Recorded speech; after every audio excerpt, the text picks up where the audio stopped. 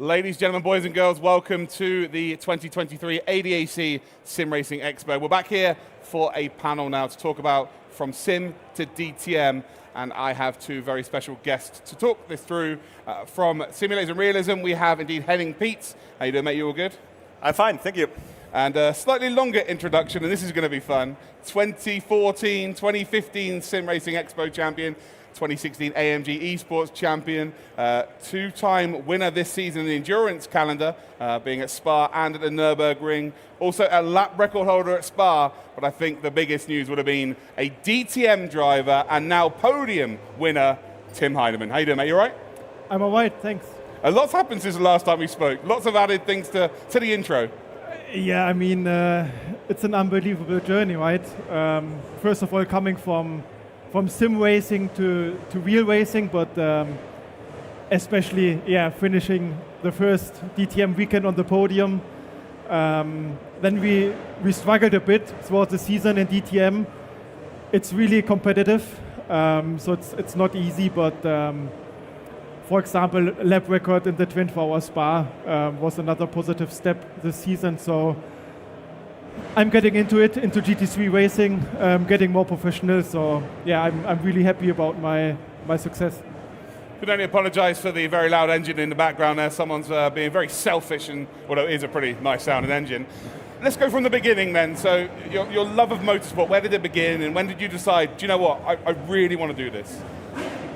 So starting at 2008, I have to start. I was driving in go-karts, like most of young guys do. Oh, it's really loud, huh? But then I was struggling to fund my racing, so I was not able to succeed in go-karts just because I was lacking the money. You know, I'm coming from a normal plumber family, so this was the start of my sim racing career. In 2009 I started. Back then we were driving in... Can we turn that down, please? Thank you. Back then we were driving in GT Evolution, for example, Air Factor 1. So it was really before that hype in sim racing began. And then it was just driving to... just drive around with friends and have some fun, and it was not driving to aim to be a professional racing driver. It was just to have fun. And myself, I became more professional, but also sim racing became more professional. 2013, 14, especially in 14, the first ADAC SimRacing Expo at the Nürburgring was a big step for the whole community. Suddenly we had a big stage in front of, back then it was called Blancpain GT Series and not GT World Challenge. And all the real racing drivers and teams came over, had a look, and just wanted to see what we are doing. And then we had this big finale in the Nürburgring, which was like some kind of unofficial European championship. And that was really the start where I was able to win, but where I realized, okay, this is growing, but also I can beat those real racing drivers, and this was then my goal, and this is what I've worked on. After that, I won a lot of other e-racing competitions, like you said, DTM Virtual Championship, AMG e-racing competition, but my main goal back then was always to step up into real racing, and this is what I did. I started to be an instructor at track days. And actually it's pretty funny because the first time I was an instructor at the Nürburgring Nordschleife, I never did a single lap on the real Nordschleife before. So I was just coaching people by what I knew from the simulator. So did you tell anyone though? No, for sure not. I told everyone I have like 100 laps experience because otherwise I wouldn't got the job. But in the end, I got the job and I was a official instructor, and then I was also driving the ring taxi on the Nordschleife, and I was earning money with it. And this is what I've done for 1 or 2 years. I saved all this money, and my first GT4 race I paid myself in the end, and this is what was the start of my real racing career.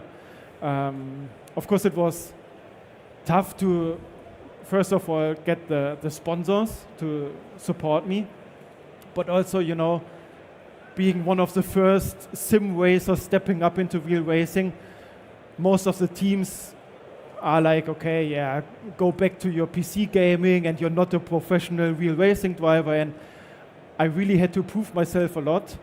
And this is why I am really happy to be now in the DTM and also sometimes to show the middle finger to some haters from back then. So I think I proved the point for myself, but also for the whole community. And yeah, I'm really happy how my journey. That's a lot of middle fingers in sim racing, because in the sim racing community, things weren't all positive back in the day. Yeah. People didn't like you beating them, that was for sure.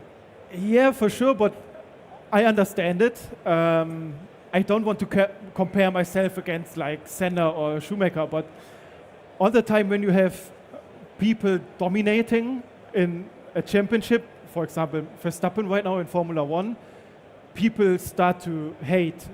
And back then in sim racing, when I was really on my peak in like 15, 16, 17, 18, I was really strong. And I remember that sometimes I didn't even have to practice to go into like DTM Virtual Championship races. So I was really on a peak, on my highest level. And then of course it's normal that some people don't like you and some people hate you. But in the end, like I said to you before, I won my biggest championships in offline LAN events, like in the ADAC SimRacing Expo or at the DTM Finale. In the end, I'm happy with my journey, and I can understand that some people didn't like what I did back then, but in the end, this made me who I am. So let's talk a little bit more about you, Henning. What do you do, with your company, and when did the relationship between you and Tim start? So I joined KHW in 2017, and I think we met the first time there. And my brand was Track Time before, and we made a cooperation with KHW to find a bigger market for our motion simulators. And so we started a friendship and a training together. I hope I got a little faster with him, and we delivered a hardware base for him for training. And the last year, this remotion came in the focus. So the Sim2 DTM's remotion, became quite famous this year. And my origin is making motion simulators for 15 years now. And I knew the time when I was in the basement and invited people to see what I built. I was a nerd 15 years ago, because people were playing on normal Xbox controllers. And nowadays, it's common. It's a new standard. And I'm one of the pioneers, bringing direct drives from Silverstone to Germany, building aluminum rigs, making motion. That was my origin. And now we have a nice big family at KHW with Martin Ascher, with him, with Track Time. So I met you for the first time when you did DTM Trophy as the commentator for that series, but it was for the first series, it was actually me at home, so I got to watch you from home win the first championship. Was that when it all really started to become serious for you? No, it started before. My first GT4 race I did end of 2018 at the DTM Finale, when it was the last race for AMG in the DTM, or in the real DTM. And it was just a single race. But then for 2019, I competed in GT4 Germany, which was back then the biggest GT4 series. And honestly, this was the start of my professionalism.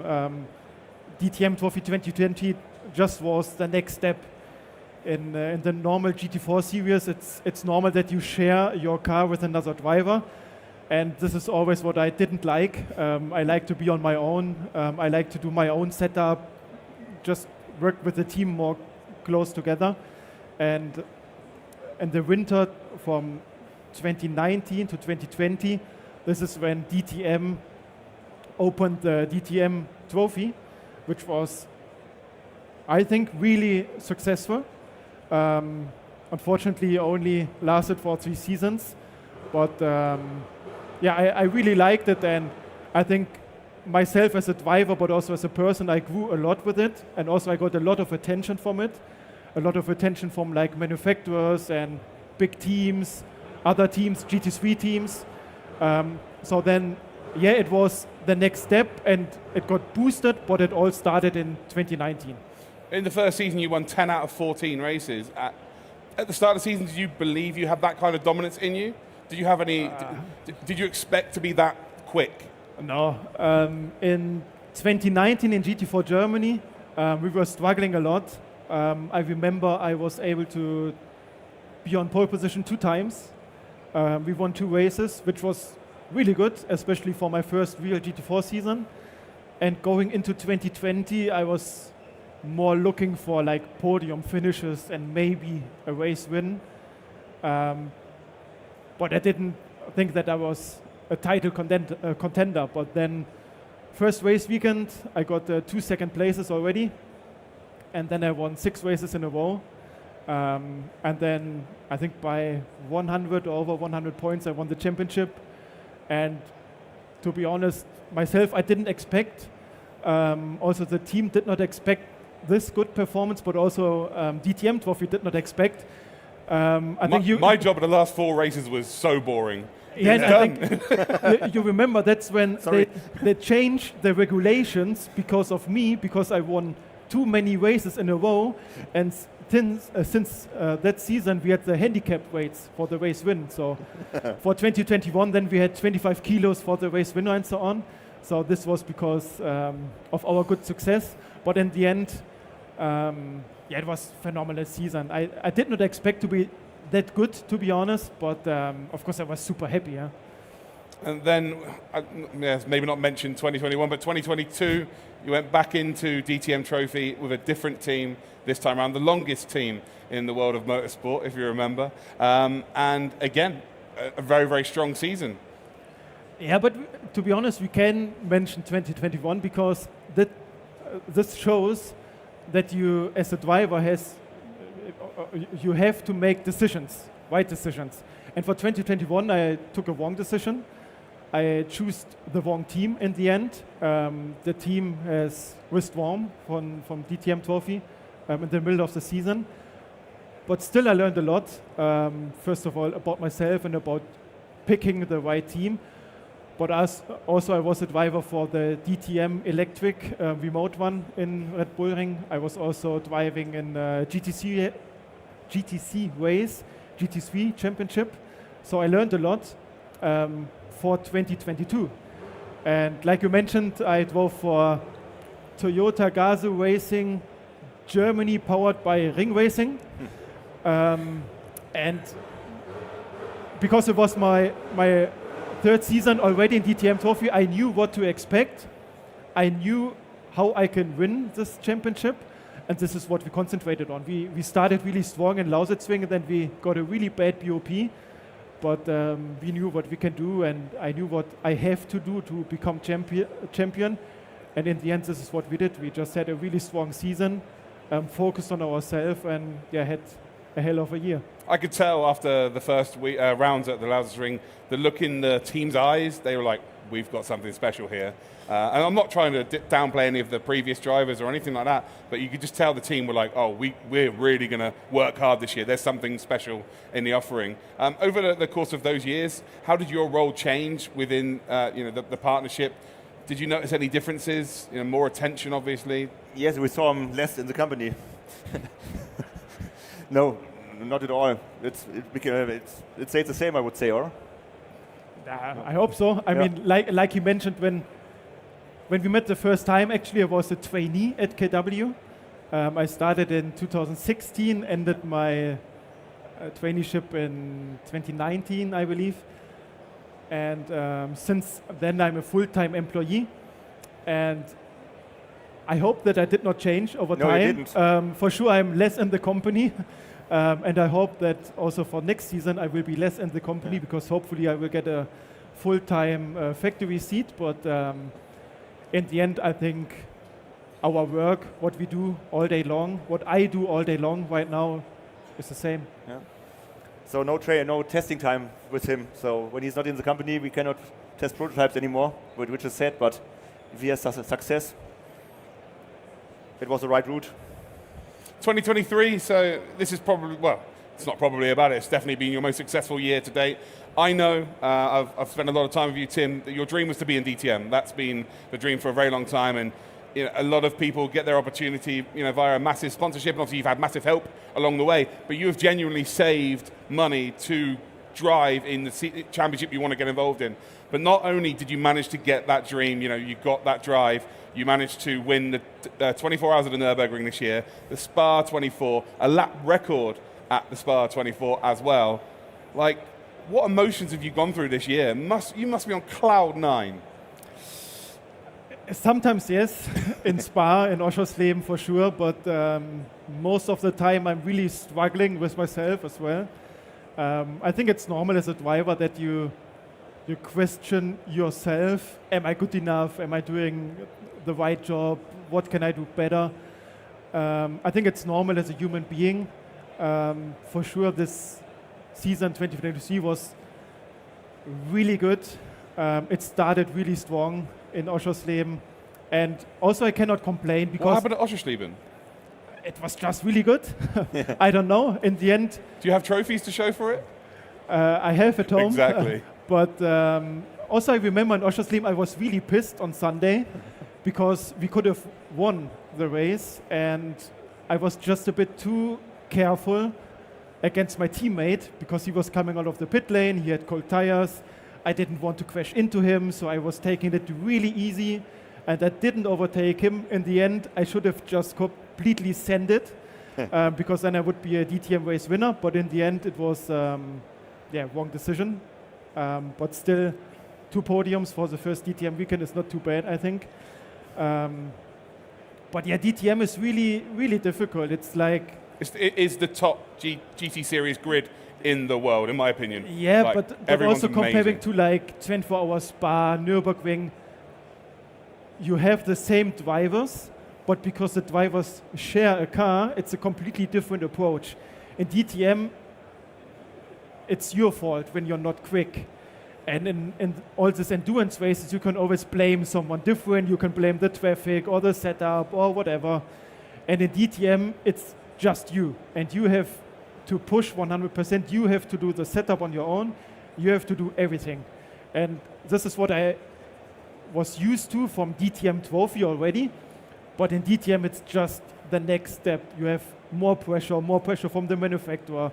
You have more TV, more media. You have more meetings you have to go to. So it's just a lot you have to do, not only on the race weekend, but also apart from the race weekends, like all this weekend reports you have to write for the manufacturer and all this stuff. It's just a lot of time you have to invest.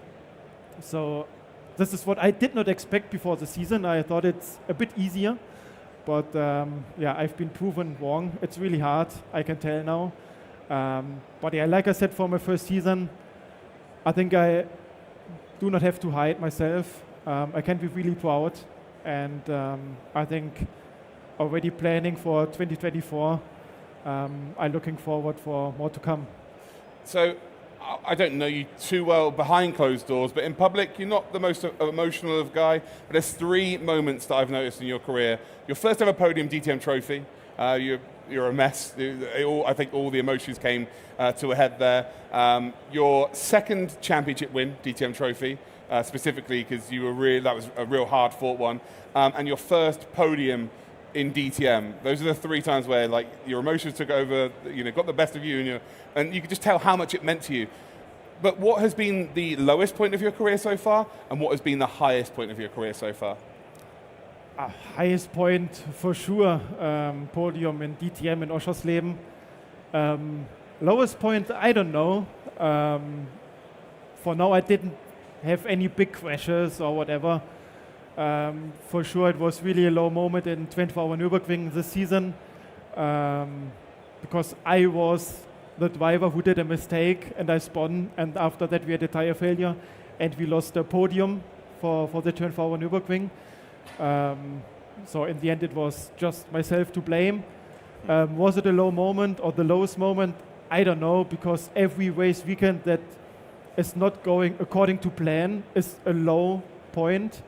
But I just try to forget about it and concentrate on the next weekend already and look forward. So, like you said, I think I'm not the emotional guy, but like this first ever moments, like first ever DTM championship, and also last season, I knew that if I become DTM Trophy champion again, it will be a big step towards DTM for this season. So it was just a lot of pressure being released from my shoulders, and the same in Oschersleben, first podium, but also the same in Spa and Nürburgring. So just this like first ever moments released a lot of pressure, and now I'm just taking it easy, let's say. For sure, there's still a lot of pressure in DTM, a lot of pressure on myself because I want to be a factory driver. But I know what I can do. People know and have seen what I can do, so I don't have to hide. I'm just looking forward to what to come. So I'll go to you, Henning. You spent a lot of time with Tim. Are we looking at a future DTM champion? Excuse me? Are we looking at a DTM future champion? Yeah, we will. We will. Simple as that. Yeah, simple as that. Simple as that. Well, we'll end it with what would be your biggest advice to any sim racers out there that are looking to get into the real world of racing? It's difficult. This morning we had the autograph session already, took a lot of pictures, and a lot of guys came to me and asked, like, what do I have to do to become a real racing driver? And there's not a simple answer. Like you see in my journey, it's not like that I won a single competition and then I went to a DTM team and I said, hey, I'm here, I want to be a DTM driver. It was really a step-by-step journey. Step by step, I started in sim racing. I tried to improve. I tried to be the best one in the world. And I think back in those days, I was the best, at least in race room. So my mainly software that I used. And the next step was getting into real motorsports. But for me, it did not start in DTM or GT4. It started at track days and being an instructor. And next step was RCN, VLN. So driving small production cars on the Nordschleife. Next step was GT4. Next step was GT4 championships. And then step by step, I made it to DTM. So in the end, the biggest advice, and also when someone gave this advice to me, I did not like to hear, but it's just about believe in your dreams, stay focused and work on it, and try to be the best version of yourself. Well, thank you very much for your time, both of you. I wish you the very best for the future. A really cool chat there from Sim to DTM. We're going to take a very, very short break. We're going to be back very, very shortly, where we're going to be talking about Asher Racing.